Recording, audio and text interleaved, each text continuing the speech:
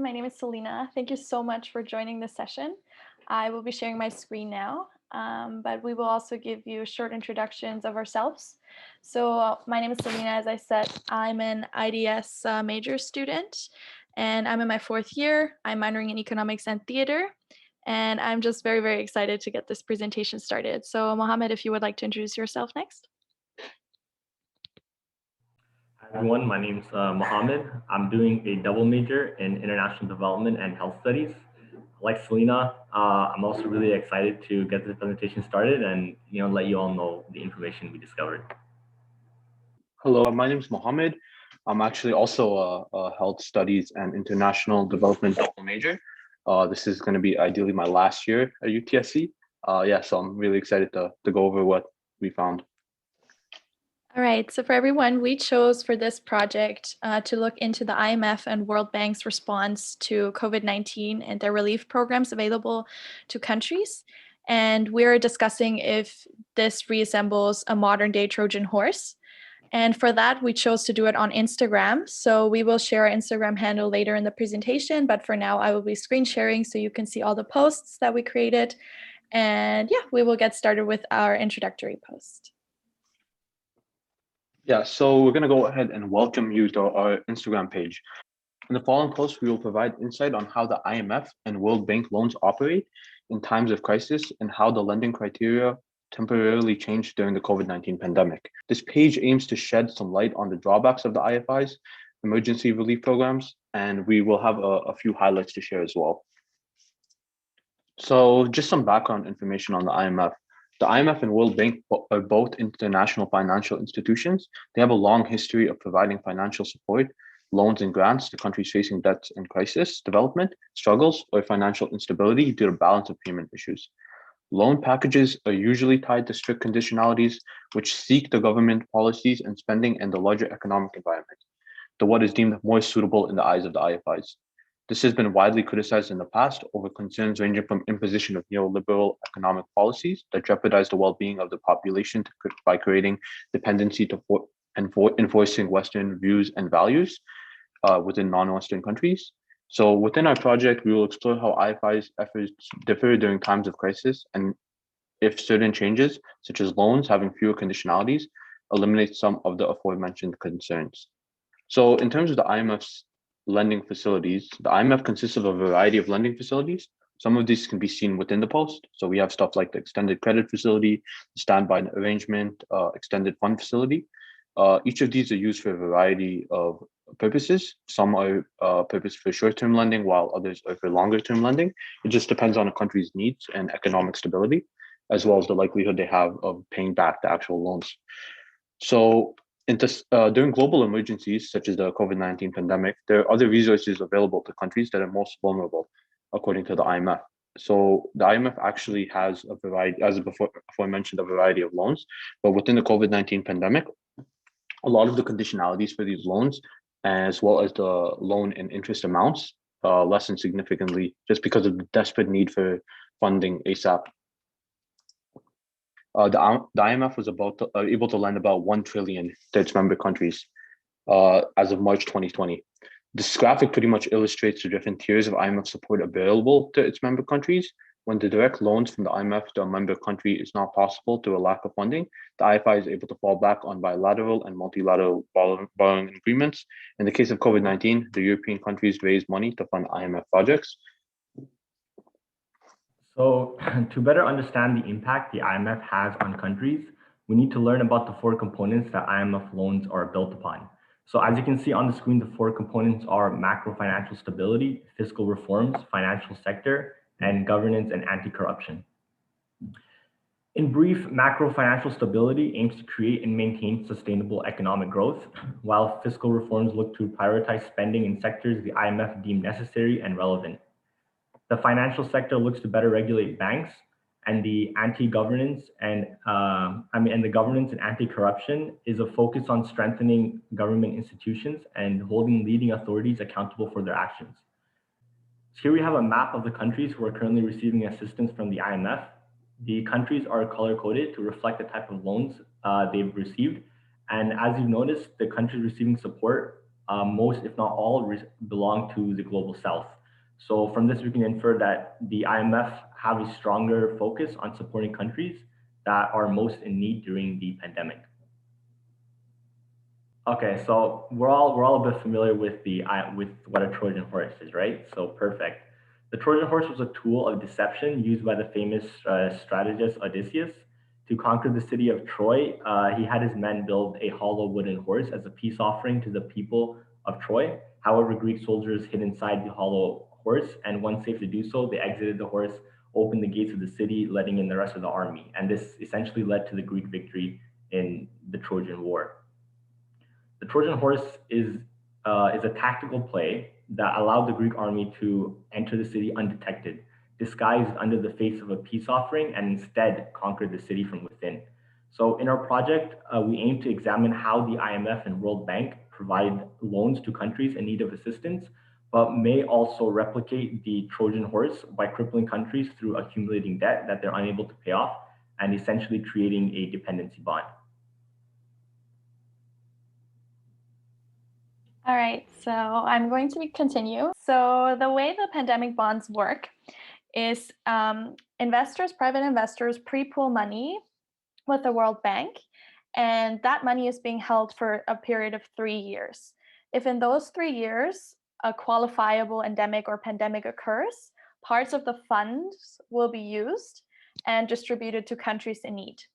Now, the problem with the pandemic bonds is, first, there is a high interest rate associated with it. So if I invest my money, I can get up to 12% of interest rate back on my money if there is no pandemic. At the same time, it's a high risk investment because if there is a qualifiable pandemic or endemic, then I will lose portion of my investment. And if it's a large sum, that will be a great loss. So it's a high risk investment with high ends of returns in case there is no health crises. At the same time, it's supposed to encourage and supposed to encourage investment in health. And many argue, including the former World Bank president, that it is actually investing in health is the right thing to do ethically. But at the same time, after the pandemic for COVID started last March, less and less people were interested in the pandemic bonds because of the high risk. So COVID actually met the parameters that are set out, and it's very complicated meeting the parameters, what that means in order to be able to tap into the pool of money. But very simply, it just means there has to be a 12-week after the beginning period that we're tapping into the money pool. It has to have a high number of deaths due to the pandemic. And then also the case numbers still have to be rising extremely. So if we're on the decline, we actually cannot use the money anymore. If there are not a lot of deaths, but just a lot of infections, we're not allowed to use the money.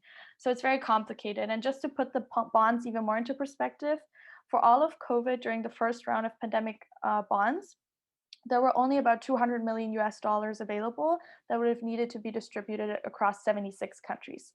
So it was a not very well received strategic move from the World Bank that first started after Ebola. And then because of the little interest that the investors had, because the risk increased after March, there was actually no second round for the pandemic bonds during COVID. And very interesting, after the pandemic was declared as a global pandemic, the IMF and World Bank called for a pause on all debt payments, so for all bilateral repayment of debt. And in general, that is a good thing because then countries can focus spending their money on the health sector and any other social payments that are needed during the pandemic. Whilst at the same time, pausing debt is not the same as cancellation, and eventually the debt will have to be repaid. And also very important to mention is that these debt pausation is only from government to government. So any government that has private investing agreements or maybe trilateral agreements and things like that were not impacted by this pausation. And the G20 countries eventually agreed that all these bilateral repayments should be paused until April 2021, but as that is fast approaching, the consideration is that we should continue until 2022, April 2022, to have the repayments paused. And again, you can find all this information on our Instagram. We're just going to give you a quick run through, and then whenever after the presentation, you can look over it as well. So we're just really briefly going over the emergency lending available under any pandemic or global financial emergency. So two of the most prominent are the Rapid Financing Instrument, the RFI, and the Rapid Credit Facility. We will name some examples for these after, some of country examples. But I just want to point out that there's no interest rate for these two credit facilities. And we have to note, though, at this time, not a lot of people want to borrow money because of the inability to pay it back or the uncertainty in the future if we're able to pay it back. So it's not very different than any other money lending that we could do right now. And these loans have to be paid back after 10 years. There is a 5.5-year grace period for countries if they can lay out their case and explain why they are not able to pay back the money to the IMF in the 10-year period. However, in general, the agreement is 10 years and any country has to be able to fully repay the loan. Then the Catastrophe Containment Relief Trust was originally created during Ebola because there was no good way of granting money instead of loaning it to countries in desperate need of financial support who were unable to pay back any loans.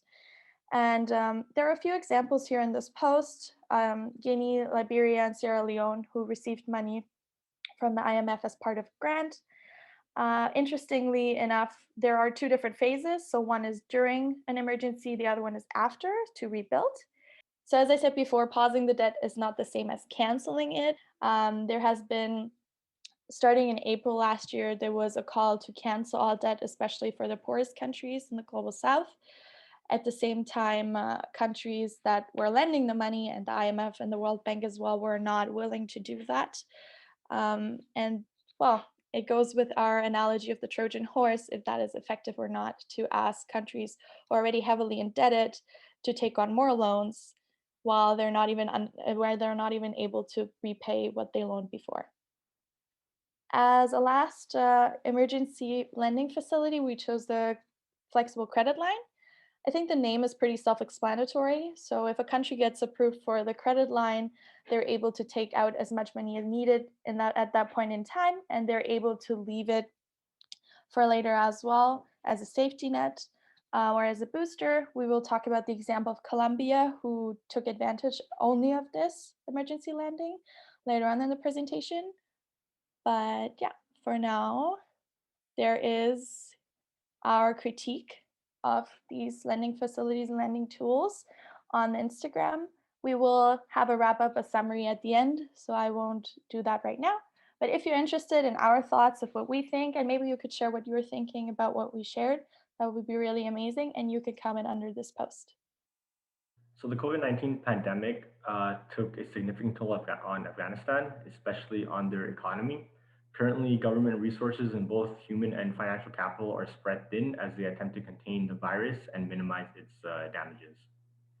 So in April of 2020, after assessing Afghanistan's situation, the IMF board approved a $220 million loan to the nation in order to help address the economic and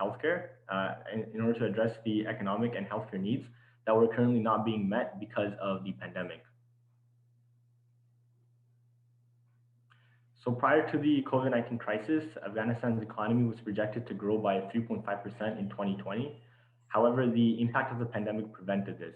Instead, the economy was projected to contract by 3.5% once the crisis hit, but by the end of 2020, the economy had contracted by a total of 5%.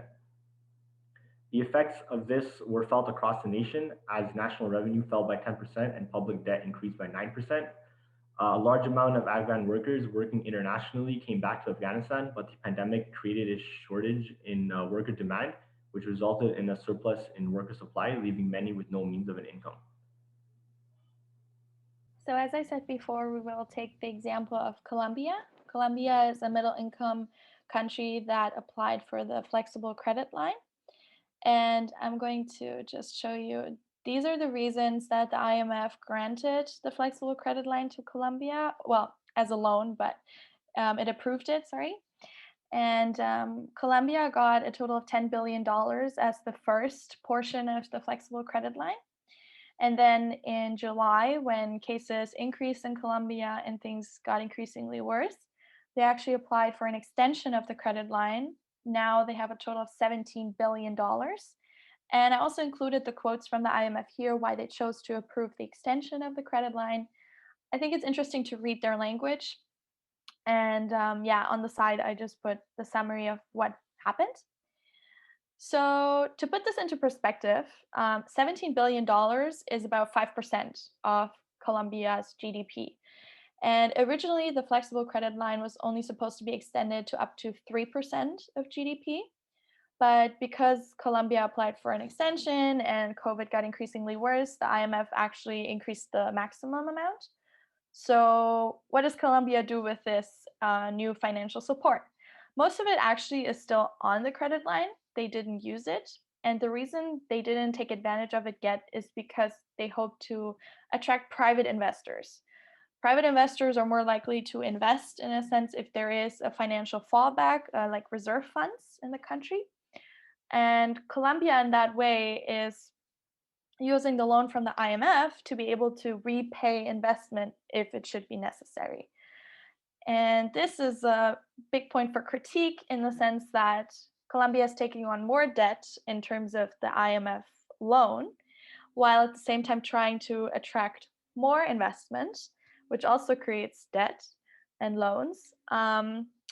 We're thinking that in a way, it's as a heavily indebted country, Colombia is already, it's creating more dependency on the IMF, even to be able to pay back private investors or their own debt that they had prior to the COVID-19 pandemic. And it doesn't create independence. Like I said, it creates more dependency, in my opinion.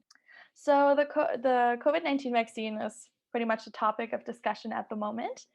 And the World Bank actually has a few ways they're supporting the lowest income countries or the poorest countries in obtaining the vaccine. So number one, they spend $12 billion on purchasing vaccines directly from manufacturers in an attempt to make it easier for low income countries to then purchase the vaccines from the World Bank, or to be able to distribute it quickly and then afterwards have it as a loan so the low income countries can pay it back after time.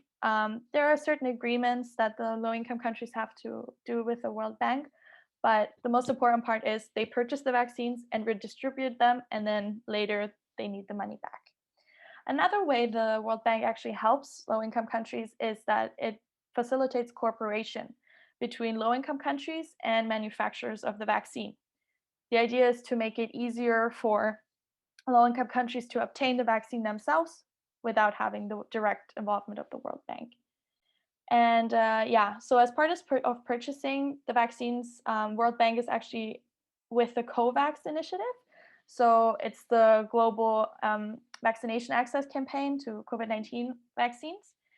And I just wanted to put a little bit of an economist's perspective on this, because I think it's very interesting to see how the World Bank attempts to make the vaccine more accessible, when in economics terms, actually, there's a shortage of the vaccine because right now we do not have enough supply for all the demand that we need to vaccine everyone in the world.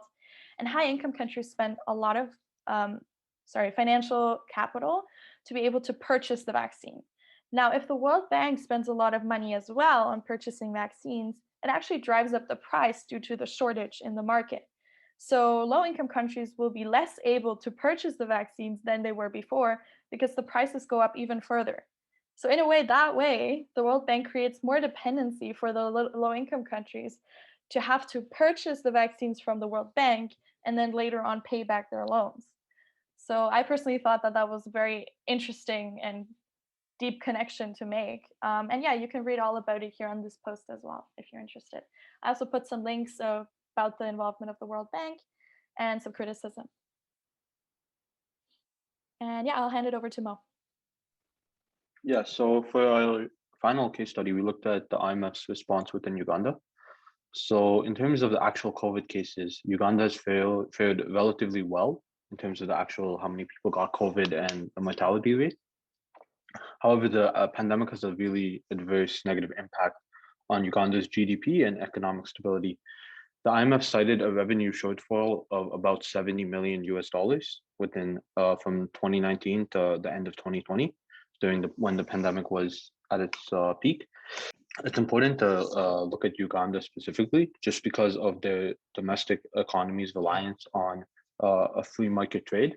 In terms of lending efforts from the IMF specific to Uganda, so on May 6th of 2020, Uganda secured 491.5 million in emergency funding from the IMF under the Rapid Credit Facility.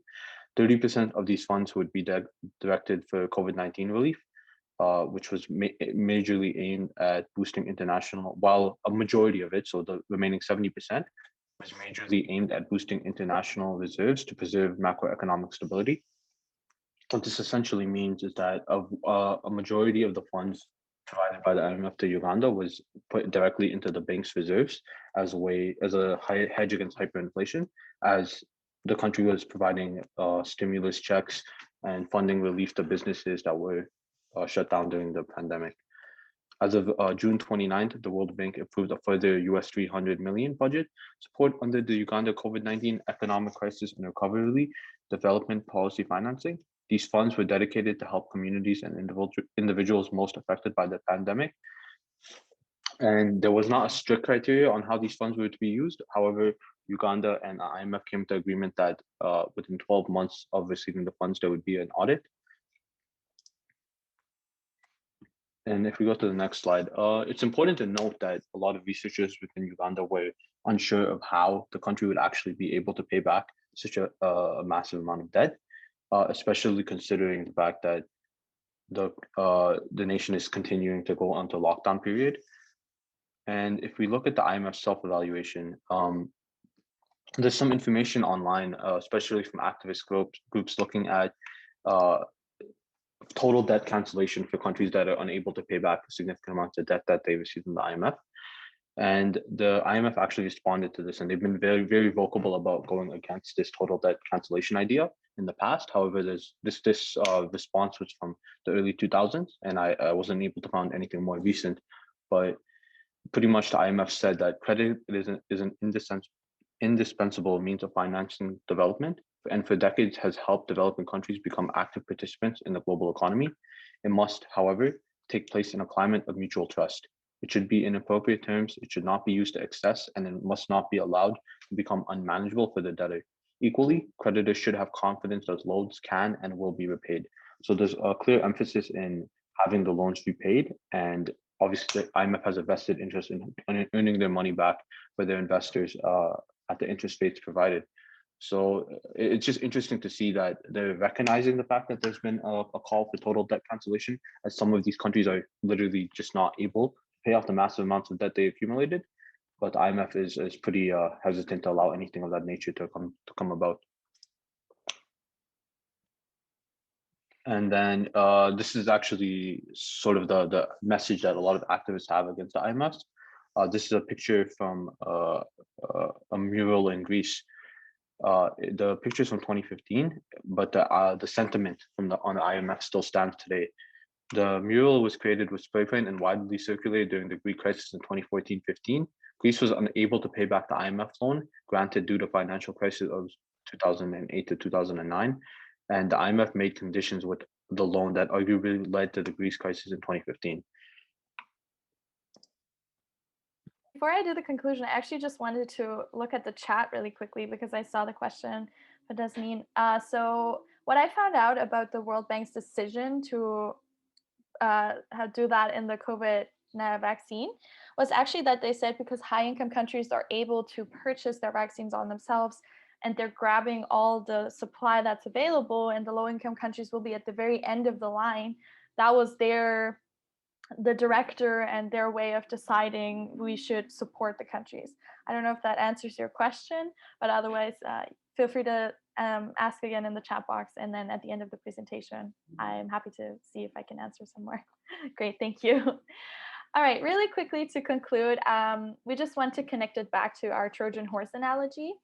So in a way, the lending that the IMF and the World Bank are doing, it's like a Trojan horse. It's a peace offering, a gift they're giving not gift in the sense that they don't have to pay it back, but still in a way to make their enemies go away, their enemies being financial instability and poverty. But at the same time, there is further dependency created through that to the international financial institutions. The debt must be repaid in a certain time frame. They have to give all their financial accounts and have to give access to IMF officials to be able to look at all this information. So countries won't be able to use their surplus products created in the economy, any money they're making due to economic growth, to be able to create independence for themselves, but rather they have to keep paying back the financial institutions and the loans they took. So instead of having independence, it creates dependency. And when the goal is to be economically stable and independent, that's actually more like the Trojan horse. It's the downfall from within. And in the past, we've kind of seen it, as we shortly mentioned with Greece, but with COVID, due to all this uncertainty in the future, we're actually not really able to say how it's going to play out and if these countries will be able to have sustainable economic growth in the next years to be able to pay any of the loans back. So that was the informational part of our presentation. I thank you so much for participating already. And if you would like, I'm going to put our Instagram handle in the chat. At any point in time, feel free to look at this. I'm just going to look at the comments, see if there are any questions. If you did want to raise your hand to ask a question as well, feel free to do so now. I'm just going to read the question. Why are vaccines so expensive, and what can be done to reduce the cost of vaccines so that low-income countries and low middle-income countries can afford them? So that is actually a really good question. The reason vaccines are so expensive is, well, one of the reasons I think is because of patents. Because due to patents, very few manufacturers are only able to produce it. If there was no patent protection, more countries could individually produce their vaccines, and then there would be much more supply. But the patents artificially kind of create the shortage as well, right? So that is one problem I can definitely see. And then just wondering, sorry. And secondly, it would be good to look into improving manufacturing capabilities and supply, exactly, and technological transfer. That's true. At the same time, it will also be, in my opinion, due to the countries and their interest in pursuing that. So yeah, any other questions?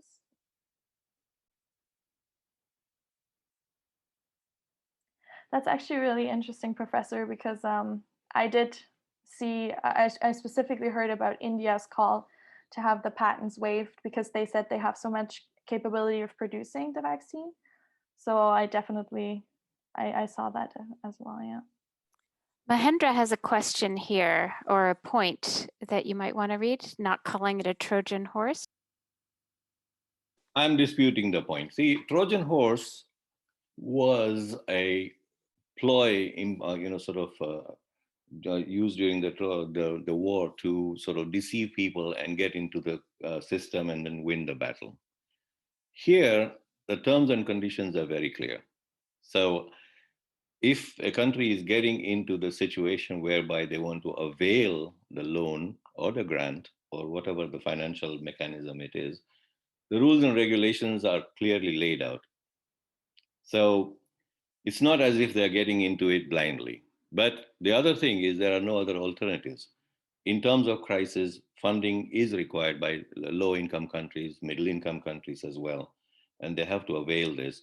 And then they have to make provisions for good governance and ensuring that their financial structures are met and that they do eventually pay back the loan. I've been in situations where no loans have been negotiated for extended periods, and sometimes they have been forgiven. There are also mechanisms whereby other countries would buy the debt and pay up the money. So there are mechanisms over there.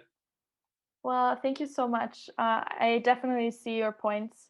And to be honest, we're not saying it's exactly the same as a Trojan horse, but we just thought the analogy was good because, yes, they agree to the conditionalities, but as you say, there is little like alternatives they can actually take advantage of. And at the same time, the conditionalities they agree on because of the desperate need for financial support, sometimes it doesn't match, or most of the time, at least for the countries, it's not really what they need based on their systems and the way their country functions and their state institutions.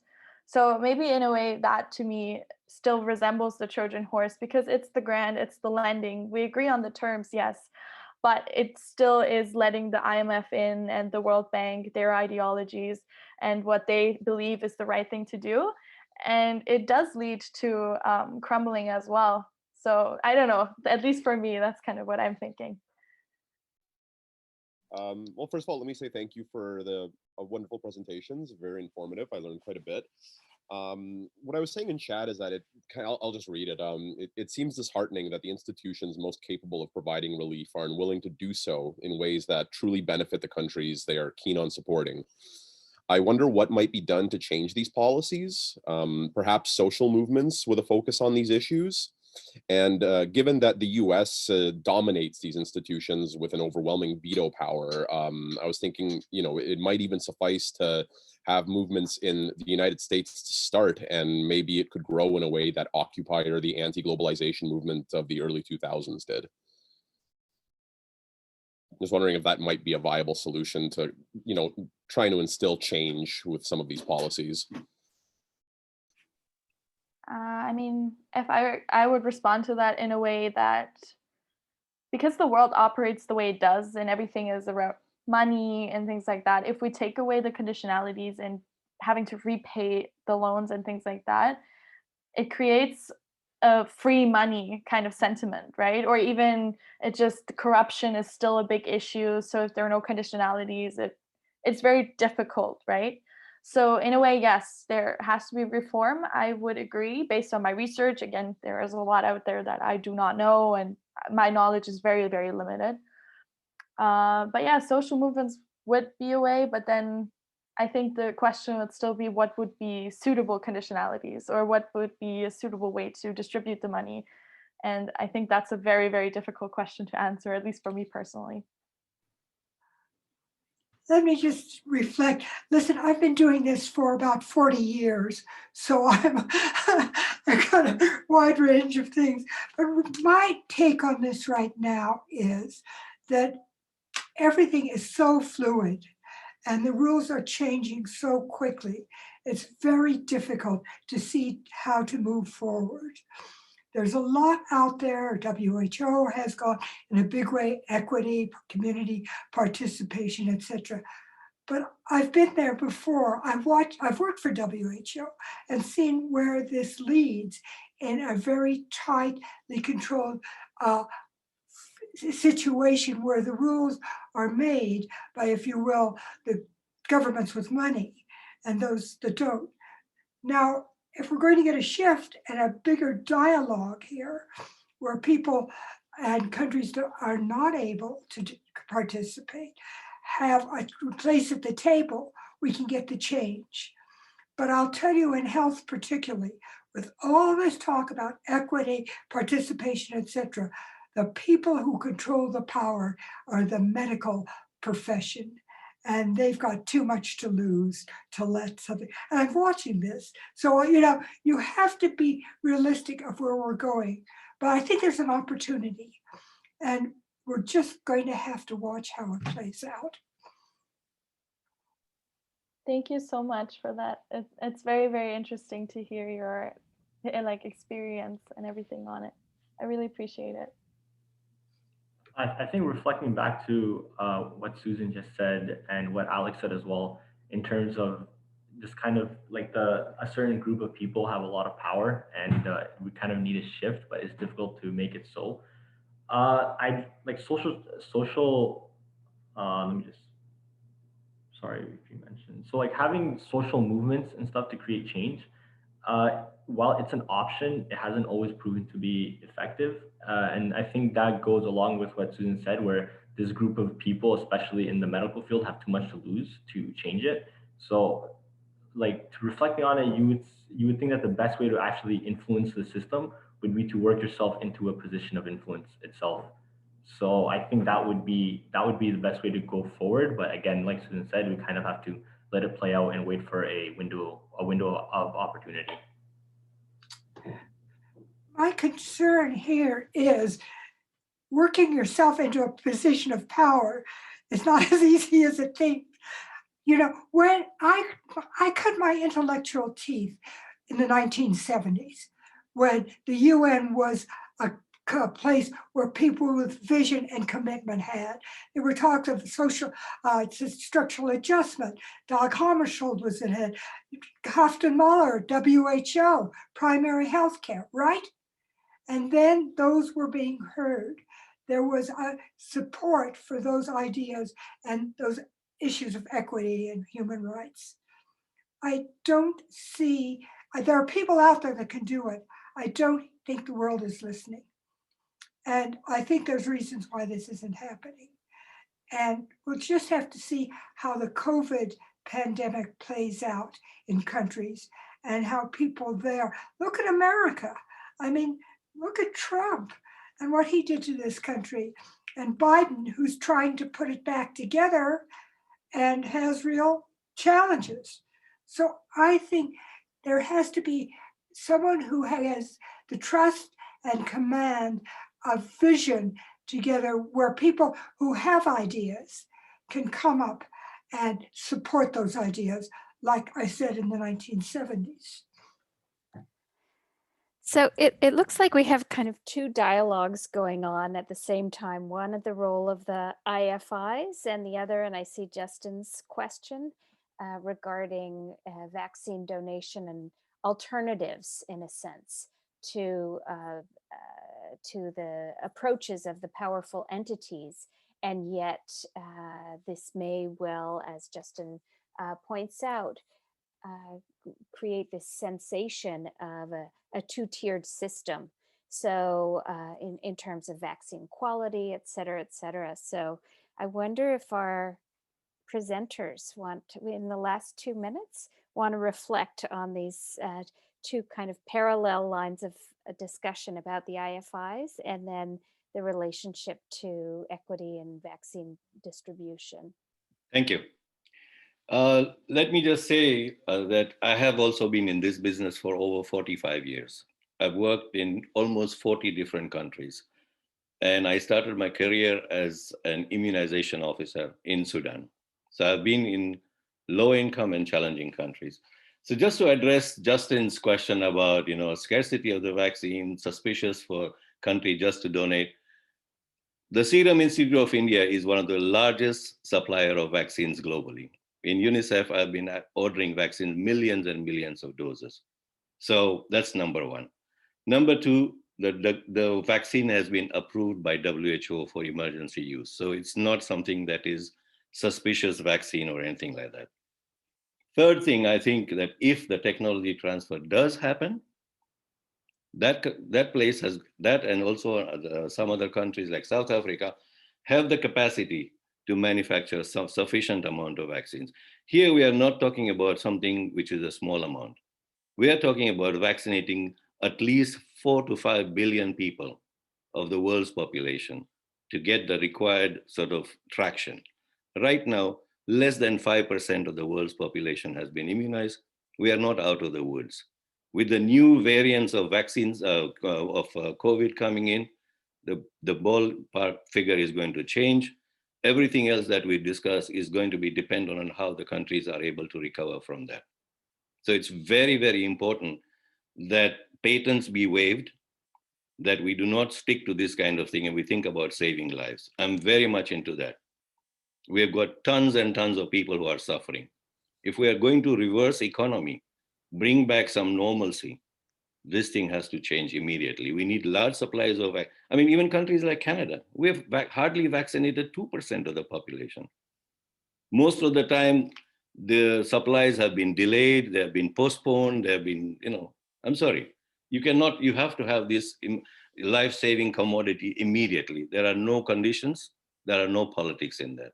And the only way to do that is to start using as many units we have globally to start manufacturing large supplies of vaccine. Secondly, the price of vaccine, unbelievable. Countries cannot afford $25 to $35 per dose. We have to bring it down. And prices of vaccines over the past 40 years that I've worked with vaccine technology have gone from something like $80 to now $3 for full dose. So I'm sorry, I'm just a little bit going a bit over, but I had to bring this in, that this is something very, very important. We say about health professionals have power. No, all the countries I've worked in, health ministry was way down the line. It was the politicians who made the gains and all that. Over. Thank you. So thank you. So that's actually a perfect segue to finishing up our discussion since time has come. So let's get back to the role of finance ministries and the relationship with the IFIs. So I will turn it over to our three presenters to give us a quick final word. It's important to just, at the end of it, to recognize that these institutions all are capable of mistakes. They are infallible in the sense that what they're doing is the right course of action. And as citizens, as global citizens, we need to hold them accountable. Thank you. Yeah, we just wanted to say thank you very, very much for coming to our presentation.